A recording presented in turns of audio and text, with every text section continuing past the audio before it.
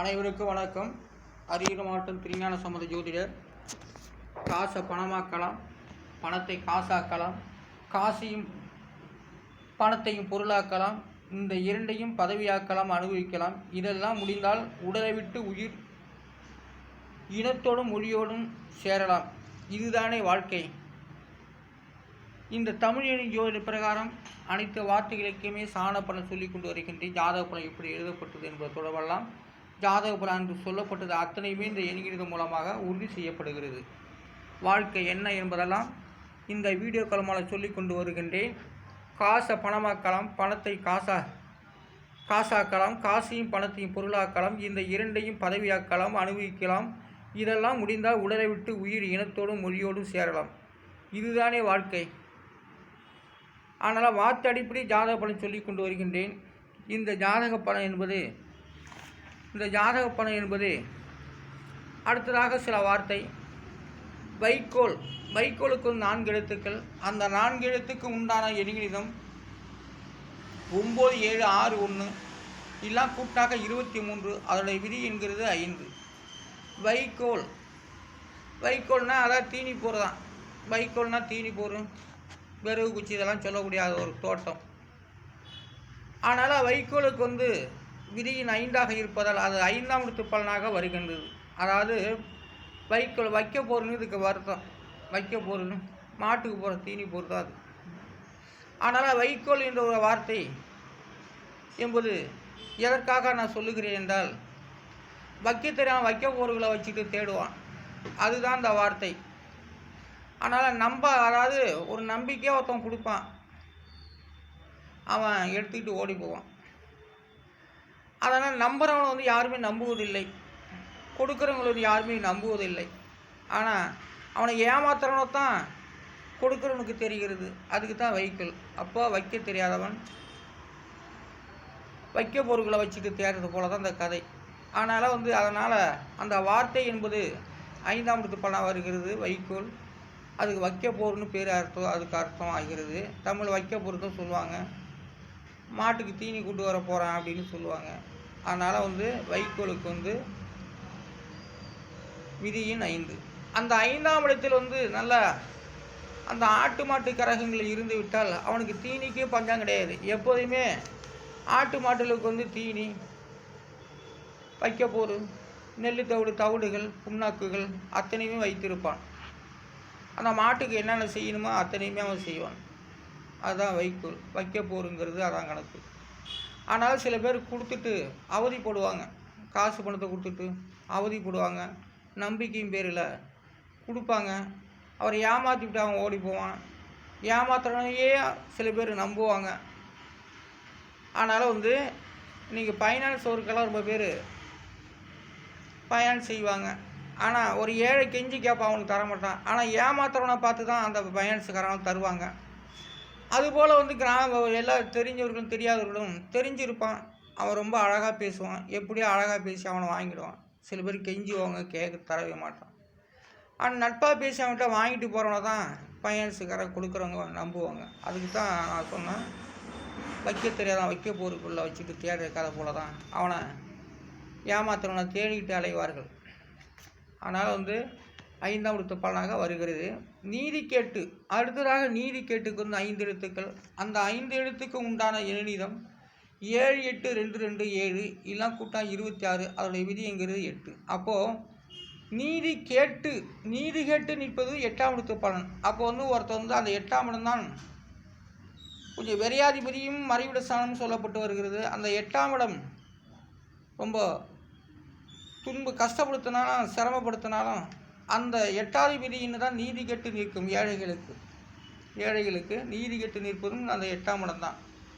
அதுதான் விதியின் 8. நீதி கெட்டு நிற்பதாலும் 8ஆம் இடத்து பலன். 8வது விதியின் அந்த 8வது விதியின் சிரமப்படுபவர்களை அது தொல்லை செஞ்சாலும் கஷ்டப்படுத்தினாலும் ஒன்றும் இல்லாமல் ஆக்கினாலும் அந்த 8வது விதின்னு தான் அந்த ஏழைகளுக்கு நீதி கெட்டு நிற்கும். அதுதான் 8வது எண்கிணத்துடைய பலன். அடுத்தது நீதி ஒழிப்பு. நீதி ஒழிப்புக்கு 6 எழுத்துக்கள். அந்த 6 எழுத்துக்கு உண்டான எண்ணிடம் 7 8 7 8 3 9 6 7 8 9 6 இதெல்லாம் கூட்டினாக்கா 33வது விதி என்கிறது 6.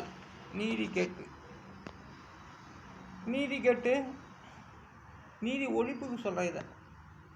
அப்போ வந்து நீதி ஒழிப்புக்கு வந்து 6 விதியின் 6. அந்த நீதி ஒழிப்புங்கிறது போராட்டக்காரர்கள் புக்கை போட்டு எரிப்பாங்க, மனோ போட்டு எரிப்பாங்க. இதெல்லாம் நீதி ஒழிப்பு. அது சாதாரண மனிதர்கள் செய்ய முடியாது. அதுக்கு ஒரு சங்கம், அதுக்கு ஒரு அறக்கட்டளை, அதுக்கு ஒரு கட்சி, அதுக்கு ஒரு கூட்டம், இதெல்லாம் இருக்கும். அவங்க தான் வந்து அதை நீதியை ஒழிப்பர். ஆனால் நீதி சரியாக தான் இருக்கும். ஆனால் அவங்களுக்கு அது சாதகமாக ஆகலைன்னு தான் நீதி ஒழிப்பு அந்த 6வது பலன் வருகிறது. நீதி ஒழிப்புடைய விதியின் 6. அந்த 6வது விதியினை தான் நீதியை ஒழிக்கிறதே அதான் 6வது விதியின்.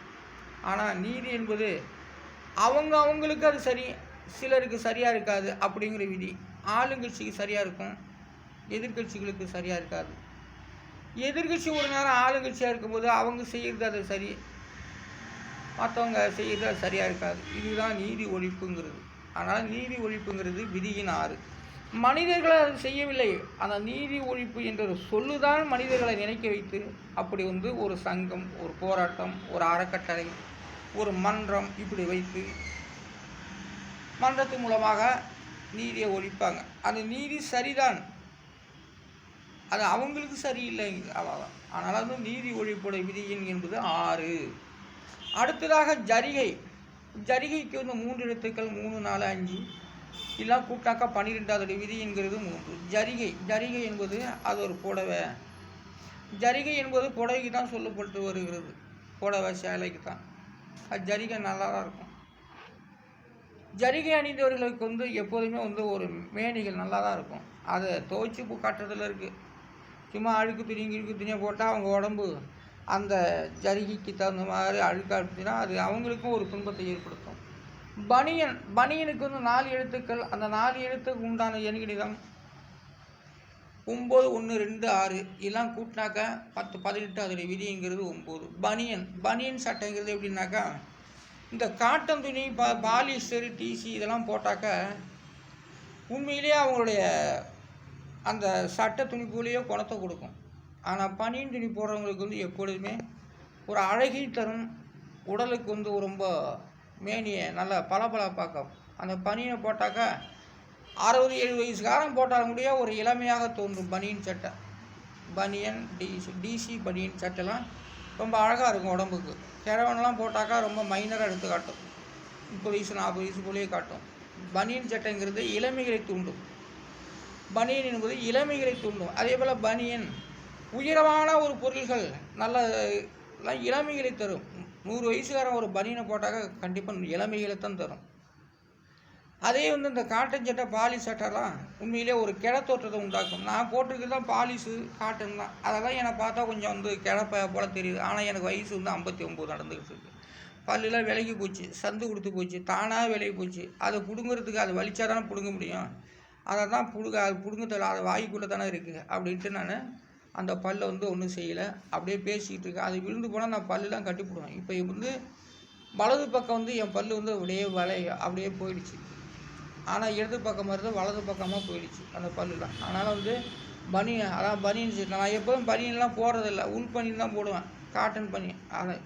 ஆனால் பனியன் சட்டை போடுறவங்களுக்கு வந்து எப்போதுமே இளமைகள் தோன்றும். அதுபோல் அதெல்லாம் உண்டு. நல்ல அழகாக வழவழப்பான துணிகள்லாம் போட்டாக்கா அவங்க உடம்பு வந்து நல்லா இளமைகளை தூண்டும்.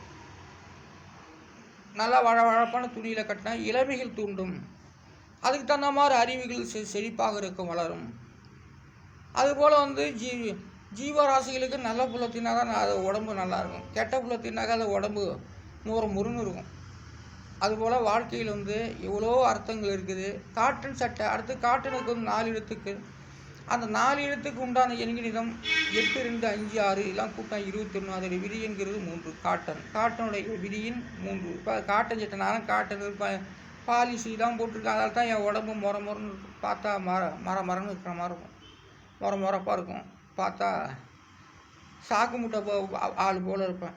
அதனால் வந்து காற்றுடை விதியின் 3 கோடாங்கிங்கிறதெல்லாம் சொல்லியிருக்கேன் நான். கோடாங்கிக்கு வந்து 4 எழுத்துக்கள். அந்த 4 எழுத்துக்கு உண்டான எண்ணிக்கை தான் 6, 3, 8, 2 இதெல்லாம் கூட்டினா 19. அது விதிங்கிறது 1. கோடாங்கிங்கிறது அந்த முத்து புட்டு பார்க்குறது தான் கோடாங்கி. அவங்களுக்கு ஒன்றும் தெரியல, வரவங்க எப்படி இப்படி பார்க்குறேன் அதெல்லாம் பார்த்து சொல்கிறது தான் கோடாங்கி. வரவங்களை வச்சு சொல்கிறது தான் கோடாங்கியோட வேலை. நன்றி. நான் அரியலூர் மாவட்டம் திருஞான சம்பந்தி. நான் தமிழ்நாடு இந்தியன். வாழ்த்துக்கள். நன்றி.